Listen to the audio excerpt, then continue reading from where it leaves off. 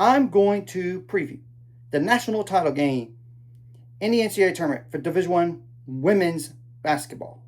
I apologize for looking down because I cannot memorize all this stuff. This game will be played tomorrow at 2:30 p.m. Central Time on ABC between 1 seed South Carolina and 1 seed UCLA. UCLA is 36-1 overall, 18-0 in the Big Ten. They have won 30 straight games. Yeah, they got exact revenge from Texas in the Final Four, 51-44, and that only loss occurred on November 26th. Now, South Carolina, they're 36-3 overall. They're 15-1 in the SEC. They're looking for their fourth national title overall, and all those, of course, have been since 2017 up to this point. Obviously, I go over keys to the game for both after I go over players to keep an eye on for both. And I'm not going to go over every single player, by the way. And South Carolina is currently favored by 3.5. I'll start with South Carolina side of things first because of the amount of losses, but you could argue I could go the other way. First player to keep an eye on for South Carolina is Joyce Edwards, number 8, 6'3" forward as a sophomore, 19.5 points per game, 6.7 rebounds per game, 2.4 assists per game, 2.7 turnovers per game, 1.8 steals per game, 1.1 blocks per game, 1.9 fouls per game, 2 for 10 on threes. Don't expect her to shoot threes, aka 20%. 70.4% on free throws on 213 attempts.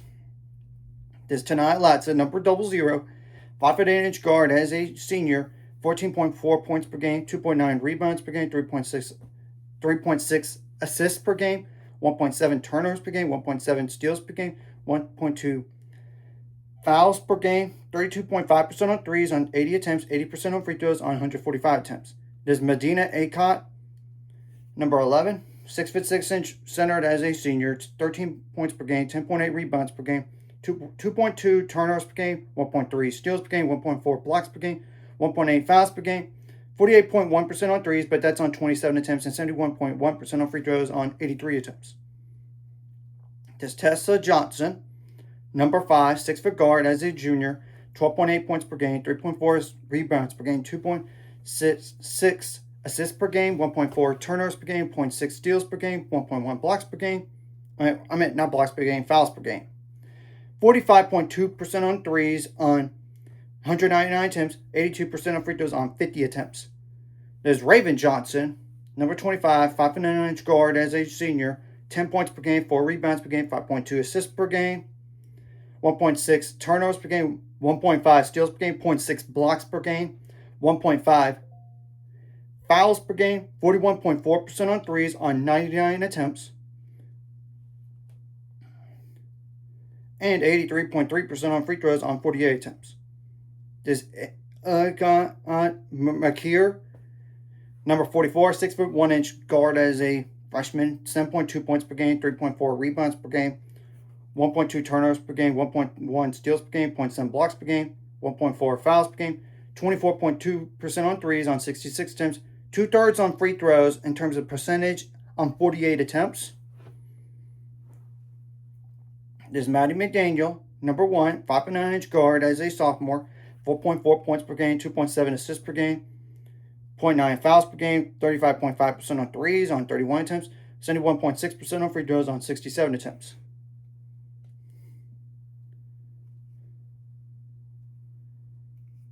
I really don't know if this player's going to really play. It's Ayla McDowell, number 24, 6'1" guard as a freshman, 4.2 points per game, 0.6 turnovers per game, 0.6 steals per game, 0.9 fouls per game, 36.3% on threes on 80 attempts, 74.1% on free throws on 27 attempts. Now, I know this last player did not even play last game, and that's Alicia Turnaby's.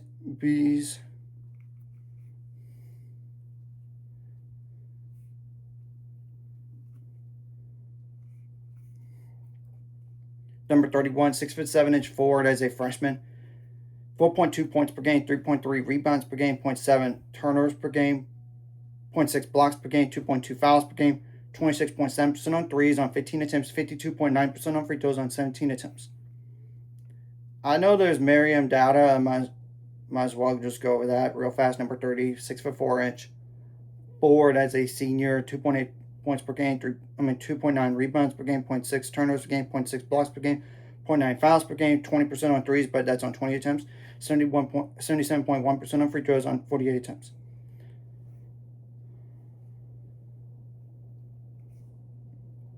Yeah, I know I kind of went over every player that possible for South Carolina. Now, UCLA, I will say they are not as deep of a team.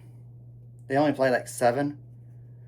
Obviously, the first player to keep an eye on for UCLA is Lauren Betts. Number 51, 6'7" center that is a senior, 17.2 points per game, 8.7 rebounds per game, 3.2 assists per game, 2.3 turnovers per game, 1.1 steals per game, 2.1 blocks per game, 1.8 fouls per game, 0 for 2 on threes, 68.1% on free throws on 116 attempts. This Kiki Rice, number 1, 5'11" guard as a senior, 15.1 points per game, 5.9 rebounds per game, 4.3 assists per game, 1.7 turnovers per game, 1.5 steals per game, 1.7 fouls per game, 37.8% on threes on 90 attempts, 90.6% on free throws on 160 attempts. There's Gabriela Jaquez, number 11, 6-foot guard as a senior, 13.3 points per game, 5.4 rebounds per game, 2 assists per game, 1.9 turnovers per game, 1.1 steals per game, 1.9 fouls per game, 38.7% on threes on 119 attempts, 85.6% on free throws on 104 attempts. Yeah, there's some serious rain going on right now. That's going to really occur today in Waco, Texas. So just a heads up on the noise.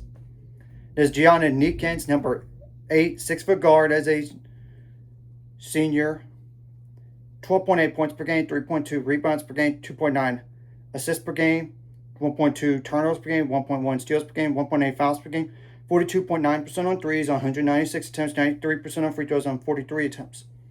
There's Angela Dugalit, number 32, 6'4" forward as a senior, 9 points per game, 5.6 rebounds per game, first of all, 2.1 assists per game, 1.9 turnovers per game, 1.1 steals per game, 0.6 blocks per game, 1.9 fouls per game, 33% on threes on 88 attempts, 75% on free throws on 52 attempts. I know her height is not even listed on ESPN, but I know it's the height for sure, and it's Charlize Legger Walker, number 5. She's a 5'10" guard as a senior. 8.3 points per game, 4 rebounds per game, 5.7 assists per game, 2.2 turnovers per game, 1.6 steals per game, 1.7 fouls per game, 35.3% on threes on 133 attempts, 64.1% on free throws on 39 attempts. There's Sienna Betts, number 16, 6'4" forward as a freshman, 6.2 points per game, 4 rebounds per game, 1.1 turnovers per game, 1.7 fouls per game, 1 for 10 on threes, aka 10%, 51.2% on free throws on 41 attempts. There's Lana Billick, number 9, 6'3" guard as a freshman, 3.2 points per game and 1.1 fouls per game, 27.8% on threes on 72 attempts, 100% on free throws, but that's on 3 attempts. And really the last player I would say is Amanda Muse.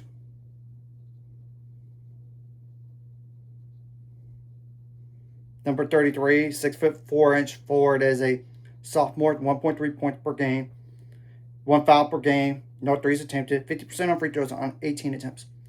Whatever you did right last game, you got to bring this game. Whatever you did wrong last game, you got to correct. And I'm especially talking to you, UCLA, on your turnovers. Texas couldn't make any shots.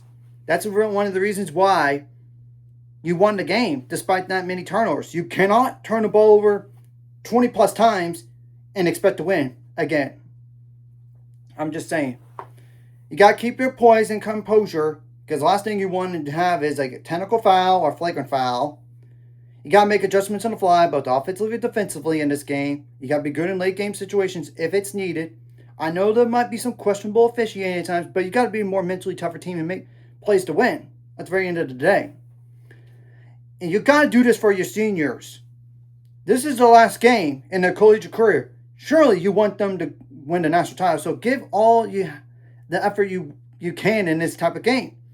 And I especially know on the UCLA side of things, this is probably the best chance to even win a national title because look at all those players they're going to lose. And it's not like I'm saying South Carolina, they have a chance to do that next year because look at the amount of seniors they have on the roster too.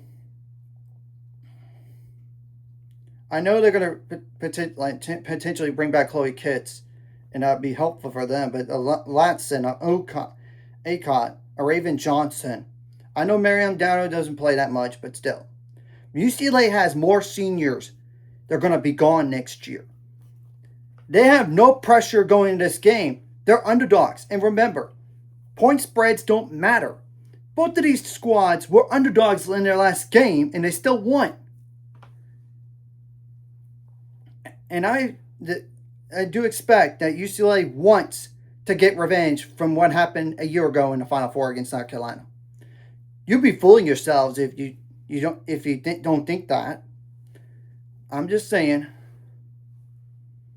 Obviously, you want to limit your foul trouble while getting the opposing team in foul trouble as much as you can. Now, defensively, you got to contain the shooters, contain the slashers. You got to slow down the best players as much as you can. And UCLA did a really good job on Madison Booker last game. I mean, 3 for 23 shooting and only 6 points. You got to do something to slow down the best players and obviously slow down those role players as much as you can because you don't want them to be the reason why they win the national title. You got to limit the points in the paint. You got to limit the offensive rebounds, which would help your chances on reducing the amount of second chance points because you know at the very end of the day that could be very well the difference in the game. You don't want them to live at the free throw line either because it gives them chances to either get closer or take the lead or tie it up in the game here. Also, you want to limit those transition points because you know it's easier to score in a transition than in a half court sometimes, especially if it's a defensive slugfest. I mean, look, UCLA did that last game. They know how it feels. Try to get stops at the very end of the game. And you got to create some turnovers in this type of game because sometimes your offense is your best defense, and obviously we want to limit the points off turnovers on defense. Now, offensively, you got to get some points off turnovers because that could be the difference in the game. You got to get some points in the paint, whether it's from like a drive to the basket, a pick and roll, or straight up post up. It doesn't really matter. You got to get some transition points because, like I said, it's easier to score in transition than in a half court at times. You got to take care of the ball. And especially talking to you, UCLA, you can't turn the ball over 20-plus times, again, and expect to win. Unless South Carolina cannot make shots. Just like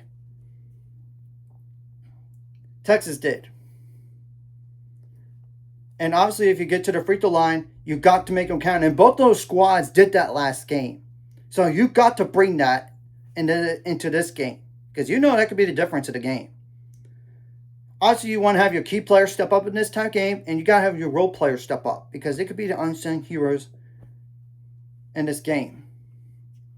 We're going to have to honestly wait and see what happens. And this is like battle of SEC versus Big Ten, and who's really the best basketball conference in terms of winning the national title right here. And this is a game everyone wanted back in November because, you know, UCLA played Texas in the Players Out Festival, and then they lost to them. They couldn't obviously play South Carolina because South Carolina destroyed Duke. So now we're getting it in April in the very last game of the women's college basketball regular season. I would be stunned if this game was a blowout, either direction. I would be. I expect a close game. I do. And I know South Carolina still needs to work on their turnovers too. Not to say UCLA doesn't. It's just a UCLA problem because South Carolina turned the ball 15 times last game against UConn. And UConn only committed 10. But the difference is UConn couldn't make shots. So kind of similar in that aspect for both South Carolina and UCLA in this game. You got to protect the ball a lot better. And I just hope there's no, drama, at the very end of the game in terms of emotion on between coaches here. Because you know what Gino Auriemma did to Don Staley. I'm just saying, I don't want to see that. If whoever loses this game, they better show some class and tip your cap to the other team. Even if you don't like losing, I get you don't. And you gotta remember that South Carolina wanted to get back to try to win the national title again because you know last year they got destroyed, so they got that motivation too. And you know that UCLA a couple of years ago lost to this in the Sweet 16 to LSU. Guess what they did like last year? They beat LSU in the Elite Eight to go to the Final Four, and now they're playing the opponent that beat them. So then they took a step further by beating Texas in a revenge game from earlier in the year, and now they have a chance to win their first NCAA national title. Now, can they do it? That remains to be the question. Or will South Carolina get their fourth national title? And all those would be past the year 2017, by the way. So, anyways, if you like this content, hit the like, subscribe button. See you guys later. On the road to 800 subscribers, scores ultimate goals. Now it's more. Some remind this course like video. Comment video really helps YouTube background. Some more people could see it. Sharing the video does help as well. Some more people could watch it. If you're watching and not subscribe, hit subscribe button. It's free. Hit the notification bell as well.